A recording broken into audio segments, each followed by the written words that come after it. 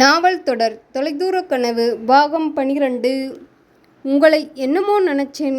லட்சுமி குரலில் கேட்டு திடுக்கிட்டு எழுந்த சரஸ்வதி திகைத்து போனார். என்ன சொல்கிறீர்கள்? ஓ, உங்களுக்கு ஒன்றுமே தெரியாது இல்லையா? எனக்கு எதுவும் புரியவில்லையே. உங்கள் பையன் என்ன கேட்டான் தெரியுமா? தெரியலையே. பையன் எங்க? அவன் இன்னும் கம்பெனியில் இருந்து வரவில்லை. உங்களிடம் எதுவும் சொல்லவில்லையா? சரஸ்வதி குழம்பி போனார். என்ன சொல்கிறீர்கள்? ஆனால் ஏதோ வில்லங்கமான விஷயம் என்று மட்டும் தெரிந்தது. நீங்கள் படித்தவங்க, பரந்த மனப்பான்மை கொண்டவர்கள், எதையும் நேரடியாக பேசுவீர்கள் என்று தான் நினைத்தேன். ஆனால் இப்படி நடந்து கொண்டீர்கள் என்றாள் லட்சுமி. தயவு செய்து விளக்கமாக சொல்லுங்கள், எனக்கு எதுவும் புரியவில்லை. உள்ளுக்குள் ஒரு கலக்கம் புகுந்து கொண்டது. ஏதோ இந்த வீடு நிம்மதியாக இருக்கிறது. இங்கு வந்த நேரம் இளங்கோ பதவி உயர்வு ஏற்றுக்கொண்டான். தமிழ், வாசுதேவன், லட்சுமி என்று எல்லோரும் உதவியாக இருக்கிறார்கள்.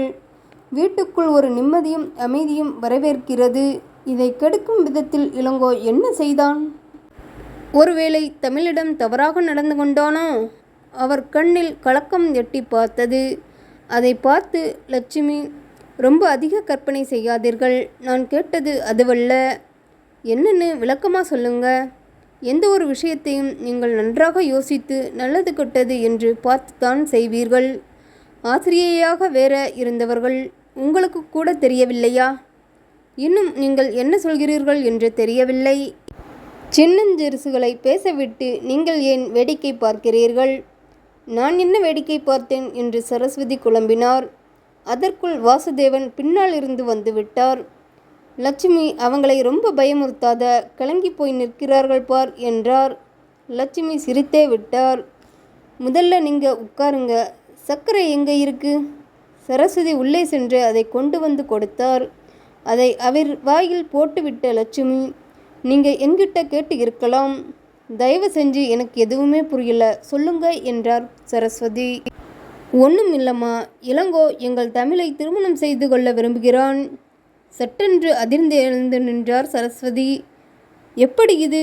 திணறினார். அவனுக்கு தமிழை பிடித்து இருக்கிறது. எங்கள் தமிழை யார் யாருக்கானும் பிடிக்காமல் இருக்குமா?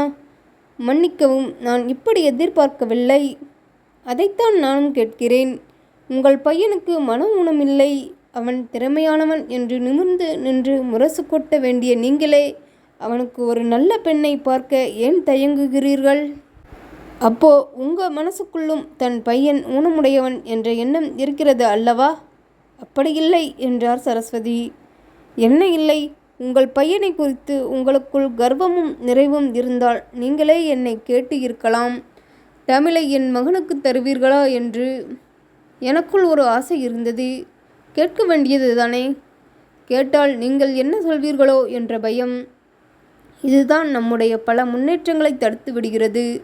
ஒரு விஷயத்தை மனசுக்குள்ளேயே பூட்டி வைத்து கொண்டிருப்பதை விட வெளிப்படையாக கேட்டு விடுவது நல்ல விஷயம். அதை இளங்கோ செய்து விட்டான். மன்னிக்கவும், அவன் இப்படி செய்வான் என்று எதிர்பார்க்கவில்லை. நாங்களுமே எதிர்பார்க்கவில்லை. ஏனெனில் அவனுக்கு இப்படி ஒரு எண்ணம் இருக்கும் என்று நாங்கள் நினைக்கவே இல்லை. உண்மையில் நான் நினைத்தேன் என்றார் லட்சுமி. இளங்கோவுக்கு தமிழை கேட்கலாமா என்று. ஆனால் நீங்கள் தயங்கி தயங்கி பெண் பார்ப்பதை ஒதுக்கி கொண்டிருக்கிறீர்கள். தமிழும் என்ன சொல்வாளோ என்றுதான் எங்களுக்குள் அச்சம் இருந்தது.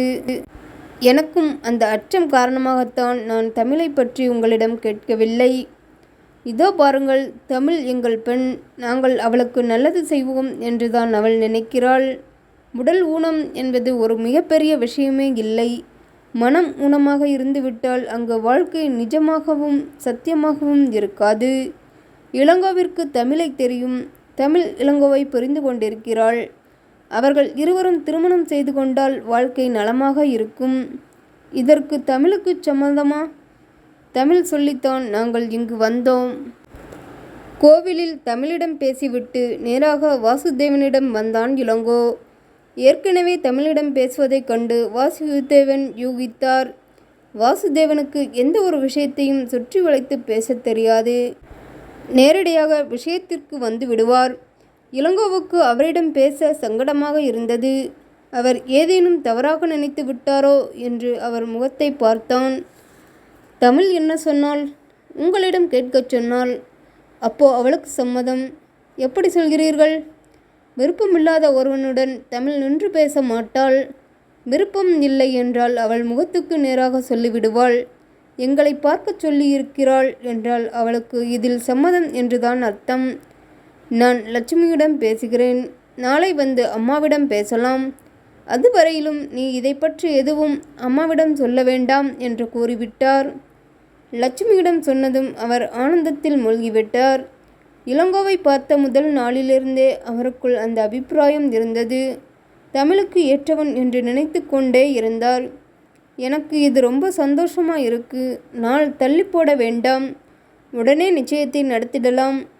நம்ப முடியாமல் நின்றார் சரஸ்வதி. மனம் முழுக்க ரெக்கை கட்டி பறந்தது. வீடே குதூகலித்தது. ஆனால் அத்தனையும் அழிக்கும் விதத்தில் நானும் ஸ்வேதாவும் பிரிஞ்சிட்டோம் என்று வந்து நின்றான் சத்யன்.